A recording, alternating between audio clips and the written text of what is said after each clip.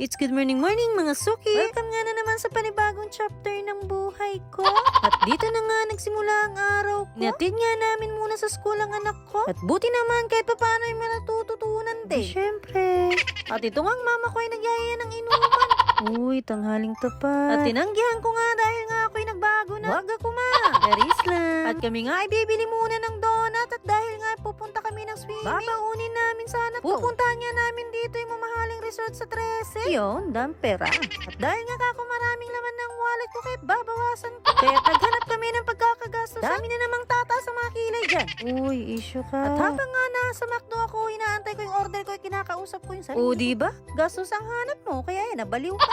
At namakuha na nga namin ng order ay umalis na kami. Tuwang-tuwa na naman ang mga first. Pasalamat talaga kayo na ang mga magulang nyo ay mga kontraktor. Ayun, tindera lang. Mga oras nga na yan ay nalobat na yung cellphone. Pagkadating nga namin ay pinakain ko na agad sila. Para kahit papano ay magtagal man sila dyan ay nakakain na. First time ko nga palang nakarating dito. Kaya talaga nagyaya ako kay mama at papa ko na pumunta ka ako kami dito. Pati nga ako yung mga bata ay maka-experience din. Sobrang na-enjoy nga ng mga bata. At pati nga ako at pati ang papa ko ay sobrang na-enjoy. I-enjoy mo talaga ang 2,500 na entrance. Hala, napaka-OA. Ay, iba palang resort yun. 25 pesos nga lang ang entrance ng adult at 10 pesos naman sa mga bata. Ang kinuha nga namin na umbrella cottage worth 350 8 to 10 packs na nga siya. Promise, hindi ka na nga lugi at yung sobrang saya. Dahil nga pag-uwi mo ay pwede mo nang kunin ng umbrella. Ay, hindi talaga yun. Malinis naman dahil nga mga barangay ang nagbabantay. At subukan mo lang talaga ang magtalon-talon dyan at iuwi ka nila sa barangay. Meron kasi talagang sobrang kukulit pa. Kaya't na-stress talaga sa kanila yung mga bantay. Alam nyo, hindi talaga ako fan ng swimming. Dati nga, pag nagsiswimming kami, gusto ko lagi lang nasa cottage. Nga nung bata ako, ay nalunod na talaga. Pero dito talaga ay so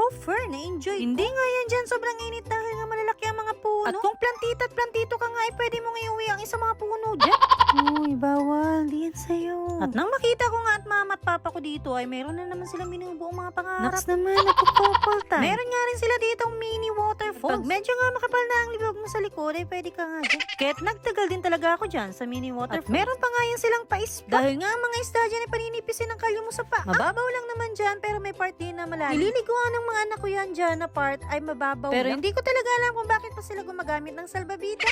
At nang matapos na nga kami mag-swimming, ay ito na, Diyos ko. Magpapa-struggle Israel ka talaga. Ginusto niyo yan, di ba?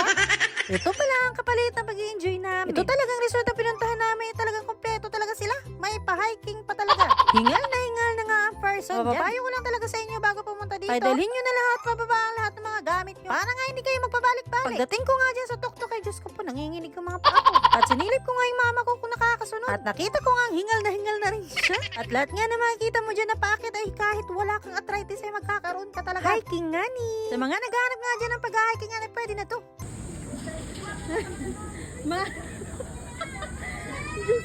At nakita ko nga ang papa ko ay nagkaroon na rin pala ng arthritis. Natatawa talaga ako habang bini-voice over ko to. Nagre-reklamo nga siya na sobrang taas nga daw at ang sabi ko nga sa kanya dyan ay yan ang kapalit ng pag-i-enjoy natin. Oh siya, that's all for today. Until next video. I love you all. Thanks for watching.